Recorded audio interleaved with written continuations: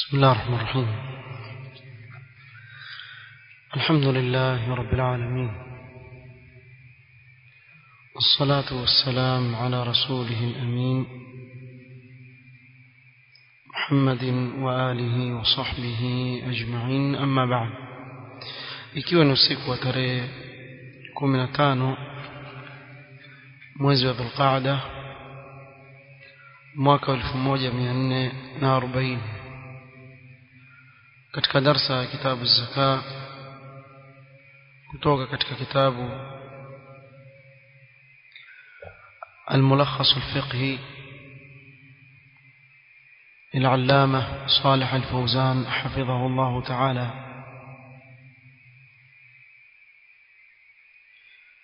katika darsa iliyopita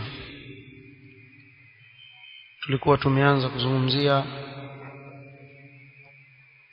wale ambao haijuzu kwa wao kupewa katika zaka,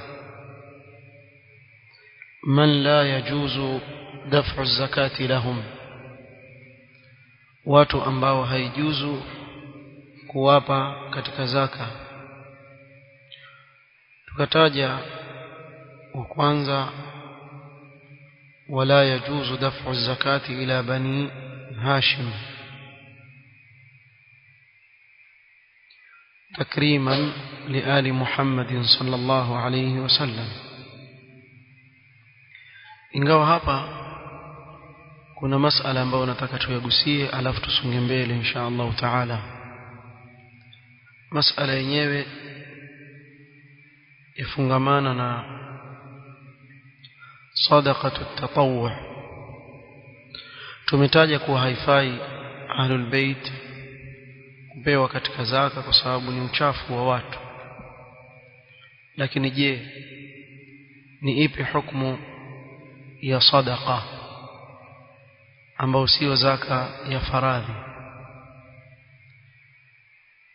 اتفق العلماء على عدم جواز أكل آل بيت النبي صلى الله عليه وسلم من أموال الزكاة المفروضة. واتفاق ya wanavyuoni haijuzu kwa watu wa nyumba ya Mtume sallallahu alaihi wasallam kula katika zaka za faradhi, na jana tulieleza ni wakati gani yajuzu. Kwa itifaki ya wanavyuoni asli ni kuwa haijuzu. ونقل ذلك الإجماع غير واحد من أهل العلم.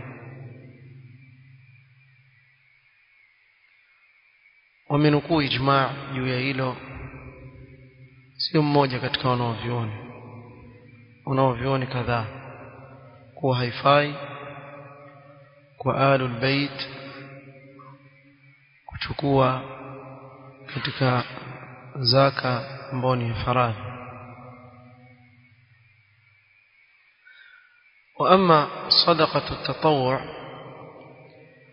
فذهب أكثر أهل العلم إلى أنه يجوز لآل محمد صلى الله عليه وسلم أن يأخذوا منها. أما صدقة التطوع صدقة كويدا ينبواتو توا wengi katika wanavyuoni wamekwenda kuwa yajuzu kwa watu wa nyumba ya Mtume sallallahu alaihi wasallam kuchukua katika hizo sadaqa, kinyume na zaka. Sadaqa yafaa.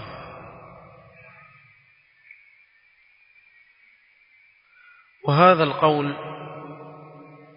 هو المشهور من مذاهب أئمة الفقه الأربعة. يقول مشهور كما ذهب يا إمام وفقه وأن أبو حنيفة، الإمام مالك، الشافعي، الإمام أحمد بن حنبل. قال الإمام الشافعي رحمه الله تعالى، الإمام الشافعي رحمة الله عليه سمع katika kitabu chake al-Wala yahrumu على آل محمد صلى الله عليه وسلم صدقة التطوع si haramu kwa watu au jamaa zake mtume sallallahu alaihi wasallam sadaqa ya at-tatawwu' inma yahrumu alaihim as-sadaqa al-mafruḍa kile ambacho ni haramu kwa wao ni ile sadaqa ambayo ni ya faradhi ya faradhi ndio haifai kwa wao kuchukua isipokuwa kwa dharura. Fikiri hili liko wazi inshallah. Nilikuwa nataka kugusia masuala sadaqa ya tatawwu. قال العلامة الفوزان حفظه الله تعالى ولا يجوز دفع الزكاة إلى امرأة فقيرة إذا كانت تحت زوج غني ينفق عليها لأنها تستغني بما يعطيها زوجها هيجوز kumpa zaka mwanamke fakir mwanamke ambaye ni fakira lakini yuko chini ya mume ambaye ni tajiri anayemsimamia kile anachokihitajia ampa katika mali yake ولا إلى فقير إذا كان له قريب غني ينفق عليه na pia fakir ambaye ana jamaa zake wa karibu ambao humtosheleza humpa kile ambacho akihitajia listighnaihim bitilka an-nafaqati 'ani al-akhdh min az-zakah kwa sababu ametosheleka kwa kile anachopewa na jamaa zake kutokamana na kuchukua zaka. Kwa hivyo ikiwa ni mwanamke ameolewa na bwana ambaye ni tajiri amsimamia vizuri basi huyu hapewi katika zaka. Kadhalika akiwa fakiri lakini ana jamaa zake walio na uwezo wa msimamia pia huyu hapewi katika nini katika zaka sababu ametosheleka kutokamana na kuchukua zaka. Na hii ni kumaanisha kuwa ikiwa kuna mke wa tajiri ambaye ni fakira lakini mume wake hampi cha kumtosheleza itajuzu kwake kupewa nini kupewa zaka sababu hapewi cha kutosheleza bado ni mhitaji au akawa fakir hana watu wa kumsimamia huyo yastahili kupewa zaka wallahu a'lam. قال ولا يجوز للإنسان أن يدفع زكاة ماله إلى أقاربه الذين يلزمه الإنفاق عليهم لأنه يقي بها ماله حينئذ ولا يجوز للإنسان أي يجوز كمت أن يدفع زكاة ماله إلى أقاربه الذين يلزمه الإنفاق عليهم haijuzu kuwapa zaka ya mali yake jamaa zake ambao yamlazimu yeye kuwasimamia mahitajio yao li'annahu yaqi biha malahu hina idhin kaannahu yunfiqu ala nafsihi ni kama yajitolea nafsi yake atoa mfuko huu akitia mfuko huu sababu wale ni wajibu juu yake kuwasimamia mahma kana.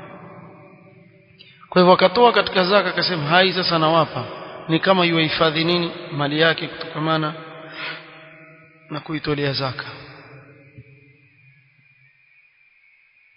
Amma man kana yunfiqu alayhi tabarruan fa innahu yajuzu an yu'tiyahu min zakatihi ama ikiwa yule anayemsaidia amsaidia kwa kujitolea sio wajibu juu yake kumsimamia katika hali kama hii yajuzu kwake yeye kuwapa katika zaka yake. Kwa hivyo hapa ni tofauti.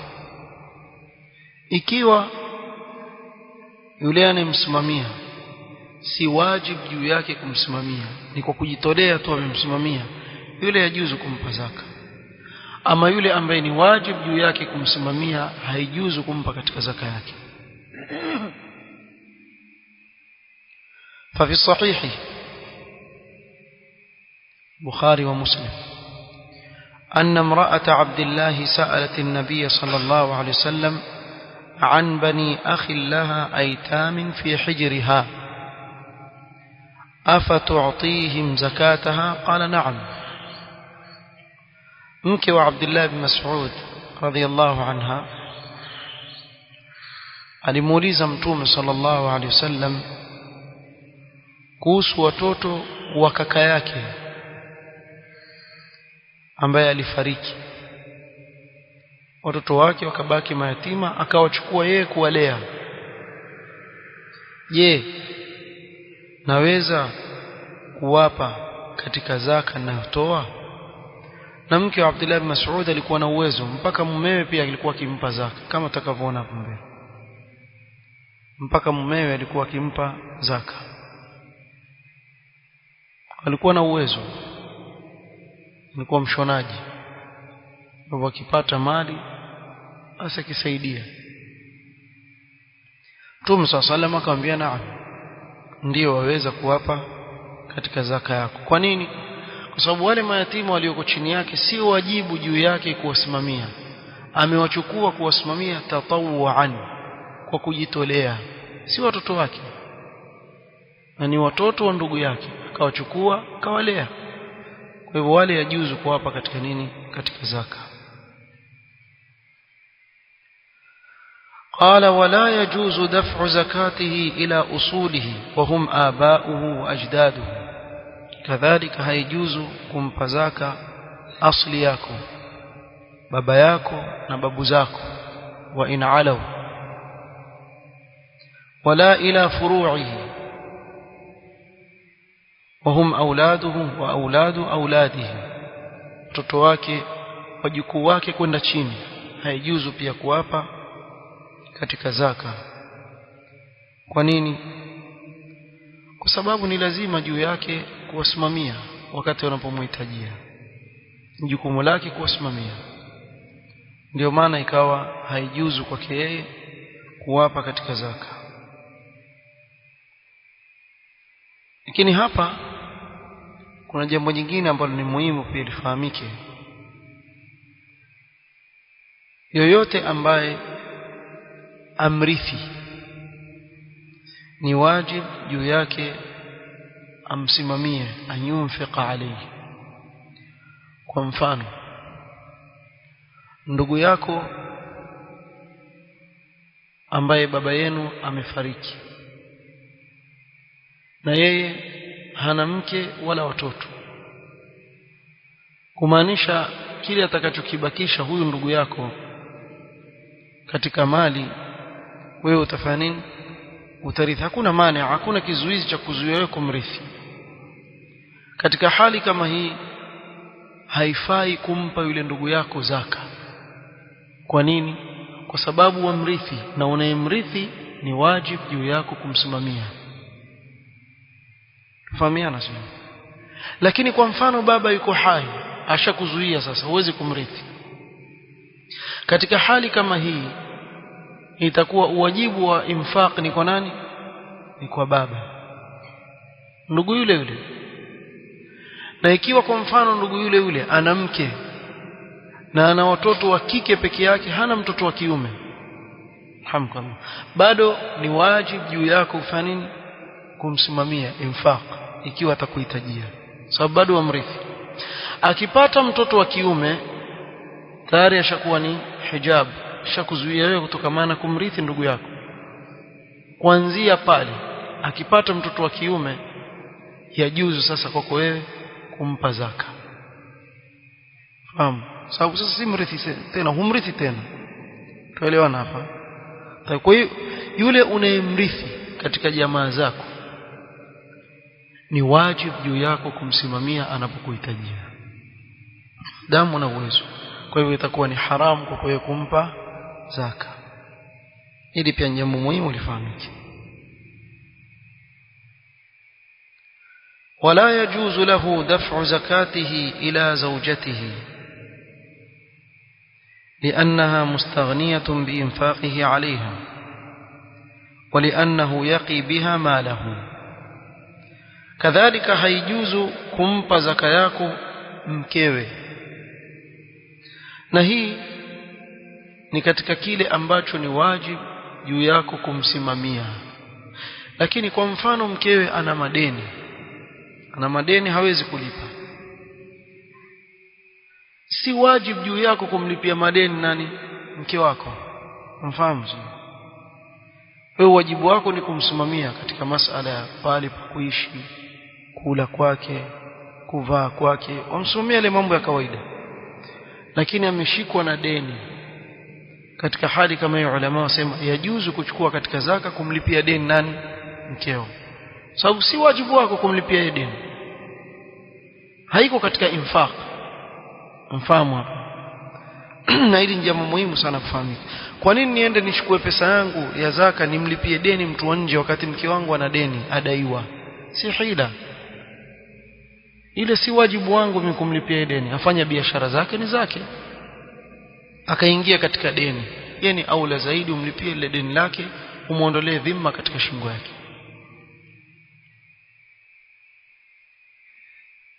Mke haijuzu kumpa zaka kwa sababu ametosheleka kwa wewe kumsimamia yeye, na kwa sababu pia ukimpa katika zaka yako ni kama waifunika ile mali yako, hutaki itoke nje, na hili ni jambo ambalo halifai.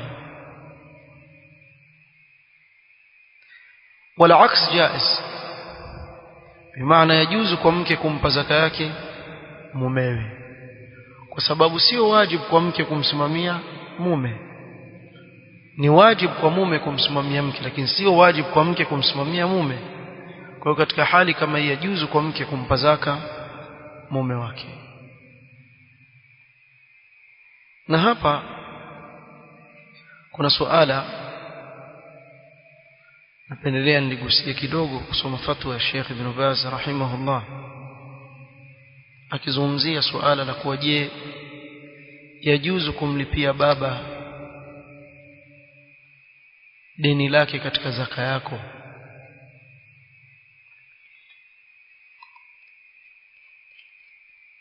يقول الشيخ ابن باز رحمه الله: دفع الزكاة إلى الأقارب الذين هم من أهلها أفضل من دفعها إلى من هم ليسوا من قرابتك. kuitoa zaka kwa jamaa zako ambao wastahiki kupewa zaka ni bora zaidi kuliko kuipeleka zaka yako kwa wale ambao si katika jamaa zako. لأن الصدقة على القريب صدقة وصلة, kwa sababu sadaqa au zaka unaompa mtu wa karibu, jamaa yako, ni sadaqa, kisha juu yake kuna kuunganisha kizazi. illa idha kana haula'i al-aqarib mimman talzamuka nafaqatuhum, isipokuwa ikiwa wale jamaa zako ni katika wale ambao yakulazimu wewe kuwasimamia mahitaji yao. وأعطيتهم من الزكاة ما تحمي به مالك من الإنفاق فإن هذا لا يجوز. ukawapa katika mali yako kile ambacho utahifadhi nacho mali yako, ukawapa katika zaka ya mali yako kile ambacho utahifadhi nacho mali yako. Kivipi? Kwa mfano, wasimamia chakula baba yako na mama yako, mfano kila mwezi watumia shilingi 20,000 za Kenya kwa mfano kuwanunulia kila wanachokihitajia mwezi mzima. Ilipofika wakati wako wa kutoa zaka, badala ya kutoa pesa zako kuwasimamia 20,000, kusema katika hii zaka yangu 20,000 ndio zaka mwaka huu, kwa hiyo wacha nzichukue hizo 20,000 niwanunulie ile ration yao. Yani wajaribu kuhifadhi mali yako kwa kuitoa zaka kwa wale ambao ni wajibu kwa wewe kuwasimamia. Katika hali kama hii Sheikh bin Baz asema fa inna hadha la yajuz, jambo hili halijuz. Fa idha qaddara anna haula'i al-ikhwa wal akhawat fuqara, kwa mfano yani mtu asema ana ndugu ana madada, ilikuwa ni swali ameulizwa na mtu, yani alikuwa uliza kuhusu swali hilo, ndio maana akataja hiyo. Mtu aweza kushangaa, mbona tunaenda kwenye ikhwa na akhawat, sababu tusoma fatwa hapa. Ikiwa ni mafakiri yasema wa anna malaka la yattasi'u lilinfaq alayhim fala haraja alayka an tu'tiyahum min zakatik, na hii ni katika wale ambao bado wawarithi. Ikawa mali yako haitoshi katika kuwapa mtu, yawezekana kuitoa zaka na mali yake haitoshi kuwapa. Naam, kwa mfano tuchukue urudhu tijara, bidhaa za biashara. Mtu ana duka lake, qima ya bidhaa zilizoko katika duka lake ni 500,000 ya Kenya, nusu milioni. Imefika ama haijafika nisab? Imefika nisab. Lakini mwenye duka la bidhaa za 500,000 kwa mfano, ndio maanisha shakuwa tajiri, kuwa yeye kila siku aweza kupata katika faida za biashara yake akajisimamia yeye na familia yake na jamaa zake. La, kuna uwezekano yalla imemtosheleza yeye na watoto wake, alhamdulillah. Lakini mwisho wa mwaka ukitimia, ni wajibu juu yake kutoa nini? Zaka ya urudhu tijara, kwa sababu biashara yake tayari imefika nini? Nisab. Kwa hivyo ile zaka anaoipata, maadamu hana uwezo wa kuwasimamia wale ambao ni wajibu juu yake kuwasimamia, yajuzu kwake yeye kuwapa katika nini? Katika zaka. Sio, mnifahamu? Hata baba yake mzazi katika hali kama hii, siwezi kumwacha baba yangu mzazi yuwafanandaa eti nasema haifai kumpa, nenda kumpa mtu wa nje, wakati mimi sina uwezo wa kumsimamia. Sio, mnifahamu ninachozungumza? Kwa katika hali kama hii, ikiwa hana uwezo wa kumsimamia yule ambaye ni wajibu kwake yeye kumsimamia, isipokuwa akipata katika zaka, basi ataichukua ile zaka na aifikishe. Tumeelewana sio? طيب. وكذلك لو كان هؤلاء الإخوة والأخوات عليهم ديون للناس وقضيت دينهم من زكاتك فإنه لا حرج عليك في هذا أيضا. au ndugu zako na dada zako pia, lau kama wana madeni ya watu ukawalipia katika zaka yako pia, la haraja alayk. وذلك لأن الديون لا يلزم القريب أن يقضيها عن قريبه. na hii ni kwa sababu madeni si lazima kwako wewe kumlipia jamaa yako, kwa hivyo haiingii katika ile nafaka ambayo ni wajiba. Kwa katika hali kama hii yajuzu kumlipia ile deni, fayakunu qada'uha min zakatihi amran majziyan. Kwa hivyo yajuzu, yatosheleza ikiwa utawalipia madeni yao. Hatta walau kana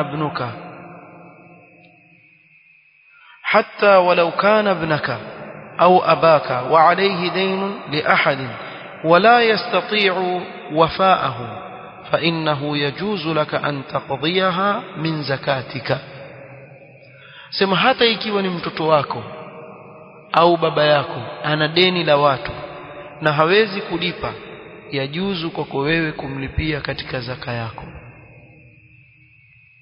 fahamiana hapo? طيب. yajuzu an taqdiya dayna abika min zakatika, yajuzu kwako wewe kumlipia deni la baba yako katika zaka yako. wayajuzu an taqdiya dayna waladika min zakatika, na yajuzu kumlipia deni mtoto wako katika zaka yako, bishart. na hapo pasikilizeni makini, maana mtoto sasa faida gani kusema haifai kuwapa zaka, na hizo tuziona zaka za teremka tu kwa baba, kwa mtoto, kwa ndugu, hizo bishart. kuna sharti hapa mpaka iwe yajuzu. alla yakuna sabab هذا الدين تحصيل نفقة واجبة عليك isiwe lile deni ambalo wanalo sababu yake ni kupatikana ile nafaka ambayo ni wajibu juu yako kusimamia. Kwa mfano, yule baba aenda kila siku katika duka kuchukua bidhaa za chakula, sukari yake, chumvi, vitu ambavyo ni wajibu kwako wewe kumsimamia. Sasa mwisho wa mwezi ana deni, sio wewe ndio uenda walipa pale, kuwa ndio msimamia mzazi wako. Fahamiana? Sasa amechukua deni limekuwa kubwa, lakini ni deni katika kile ambacho ilikuwa ni lazima juu yako kufanya nini? Kumsimamia. Katika hali kama hii, ikiwa ni aina hiyo ya deni, fa in kana sababu tahsil nafaqa wajiba alayka fa innahu la yahillu laka an taqdi ad-dayna min zakatika. Ikiwa lile deni limepatikana kwa kitu ambacho ni wajibu ilikuwa juu yako umsimamie, basi katika hali kama hii haijuzu kwako wewe kumsimamia yule mzazi deni kama lile kutoka katika zaka yako. Kwa nini? Kwa sababu hapa sasa wakimbia majukumu. Nieleweke vizuri. Kwa mfano, mzazi ana biashara zake, fanya biashara zake, akapata deni. Katika zile biashara akapata hasara, akawa na deni. Katika hali kama hii itajuzu kwako wewe kuchukua katika zaka yako kumlipia baba yako deni. Kwa nini? Kwa sababu lile deni lilopatikana pale si kwa jambo ambalo ni wajibu wako wewe kumsimamia, ni biashara zake hizo, haikuhusu wewe. Lakini mfano mwingine kama huu ndio utaja, baba huyu wamwambia nenda kwa duka la fulani pale, mmesikizana naye, chukua kila ukihitaji kitu, chakula, mkate, nini, chukua wewe, kisha mimi mwisho wa mwezi nitakuwa nikilipa. Sasa kumerundika deni pale la baba yako, lakini katika kitu ambacho ni wajibu juu yako kumsimamia. Katika hali kama hii itakuwa ni haramu kwako wewe kuchukua katika zaka yako ukalipe pale, kwa sababu wakimbia nini? Wakimbie majukumu yako, na wataka kuhifadhi mali yako kwa kutumia ile zaka kwa mzazi wako. Katika hali kama hii haitojuzu. Umeeleweka? Tayeb. وهيلو هل يجوز لماذا؟ لئلا يتخذ ذلك حيلة على منع الإنفاق على من تجب نفقتهم عليه لأجل أن يستدين ثم يقضي ديونهم من زكاة. سيكا تشكوا حيلة سس تشكوا المدينة كيش زكاة، تشكوا المدينة كله كيش زكاة، نندن قليل تشكوا nifika ngapi? 50,000 zaka yangu safari 60, 50 na bwaga hapa, kisha 10 nitaigea nyiza. Sasa wewe fanya hila wewe. Kwa hiyo ili asichukue hila, hili sharti lazima lipatikane. Tumeelewana hapa? Taibi ilikuwa ni suala muhimu ambalo nilikuwa naona tuligusie katika kuzungumzia suala hili. Masala ya mwisho lazungumzia hapa, wajibu ala almuslimi an yatathabbata min daf'i az-zakah. فلو دفعها لمن ظنه مستحقا فتبين أنه غير مستحق لم تجزئه. وأما إذا لم يتبين عدم استحقاقه فالدفع إليه يجزئ اكتفاء بغلبة الظن ما لم يظهر خلافه، لأن النبي صلى الله عليه وسلم حينما أتاه رجلان يسألانه من الصدقة فقلب فيهما البصر ورآهما جلدين فقال إن شئتما أعطيتكما منها ولا حظ فيها لغني ولا لقوي مكتسب. الشيخ الفوزان حفظه الله تعالى akamalizia suala hili la mwisho kuwa ni wajib juu ya Muislamu kutathabat kwa yule anayempa zaka. Kwa mfano asema akampa mtu akidhania kuwa astahiki, kisha ikambainikia kuwa hastahiki, basi itabidi atoe tena, hiyo haimtoshelezi. Ama idha lam yatabayyan adam istihqaqihi, ikiwa haikumbainikia yeye kuwa yule mtu hastahiki kupewa zaka, kwa hivyo haijambainikia hali yake ya dhahir kuwastahiki, fadaf'u ilayhi yujziku, yatosheleza mtu kumpa. Kwa mfano mtu akakwambia kwa mimi maskini sina uwezo, kwa hiyo ghalabatu dhanni yako ni kwa ni maskini kweli, lakini ukweli nani anayejua kwa ni maskini au si maskini? Allahu a'lam. Mimi najua watu ambao Ijumaa wazunguka wakiomba na wana majumba, wana majumba kweli. Nilikuwa nikifanya kazi mahali kitambo sana, zaidi ya miaka 10. Sasa wauza bidhaa, alafu Ijumaa pale mwaekewa pesa, wakija maskini mwawapa. Sasa mzee mmoja kila Ijumaa yuaje kuchukua. Siku moja akaja akaniuliza ile kitu fulani bei gani? Kamtizama mara mbili, ile kitu hawezi kununua mtu ambaye azunguka kwa shilingi 5 10 Ijumaa. Akaniambia wajua mwanangu, mimi na nyumba yangu. Sema subhanallah, ana nyumba yake na nyumba yangu mahali fulani nataka kuwezeka mabamba, sio nitakufanya nini? Kumbe ana nyumba, ana wapangaji, amekodisha. Sasa kama huyu mtu akimwona sasema huyu yafaa kupewa zaka, kumbe ana uwezo wake yajitosheleza kabisa, lakini amezoea tabia yake. Na pengine wengine wamejenga kwa jambo kama hilo mpaka wakajenga. Allahu almusta'an, sallallahu alayhi wasallam. Alhasil ghalabatu dhann, kimwangalia mtu yastahiki ukampa, basi yatosheleza maadamu haijabainika kinyume cha vile ulivyodhania, ma lam yadhhar khilafuhu. Kisha akatoa hadithi ya Mtume sallama kwa watu wawili walikuja kwa Mtume sallama kumuomba sadaqa, akawatizama akawaona ni watu na nguvu zao, akawaambia in shi'tuma a'taytukuma minha, mkitaka nitawapa katika hizo, sababu walivyojidhihirisha ni kwa wao ni maskini wahitaji. Kisha lakini akawaonya, wala hadha fiha li ghaniyin wala li qawiyin muktasib, katika zaka hana sehemu katika zaka mtu ambaye ni tajiri ana uwezo, kadhalika mwenye nguvu aweza kuchuma, ana nguvu zake aweza kuchuma, huyu pia hastahiki zaka, aende akafanye kazi atafute, hastahiki kupewa zaka na ana nguvu zake na yuwaweza kufanya kazi. والصحيح في المسألة والله تعالى أعلم أن من غلب على ظنه أنه أهل للزكاة فأعطاه تجزئه بشرط أن يغلب على ظنه. الشيخ الفوزان يكون يقول لكن قول صحيح والله أعلم كوية الشريز. sasa hiyo haiko katika mikono yangu. Mimi nimemwona mtu amedhihirisha kwa yeye maskini nikampa, baadaye nikajua kumbe ana uwezo. طيب ما هو ذنبي؟ kosa langu nini mimi? Mimi nimemuona kuwa ni maskini wastahiki, pengine labda amekuja akaniambia mimi maskini. طيب kwa hilo tena nilipe tena zaka? Hii qaul wallahu a'lam ni marjuh. والله أعلم. نكتفي بهذا القدر. kilichobakia ni babun fi sadaqati almustahabba, hii biidhnillah Allah kituwezesha tutaimalizia katika kikao kimoja biidhnillah. Kwa hivyo kumebakia kikao kimoja tumalize kitabu zaka insha Allah taala, alafu sijui tutashauriana insha Allah. Nafikiria tuanze mwanzo kitabu tahara, lakini pia baada ya kumaliza jawami' al-kalim nafikiria tuanze kitabu tahara mwanzo kabisa, twende na hizi arkan al-islam pole pole. nafikiri kutakuwa kumebakia baadhi yake mpaka ahkam au kitabu al-jihad biidhnillah taala.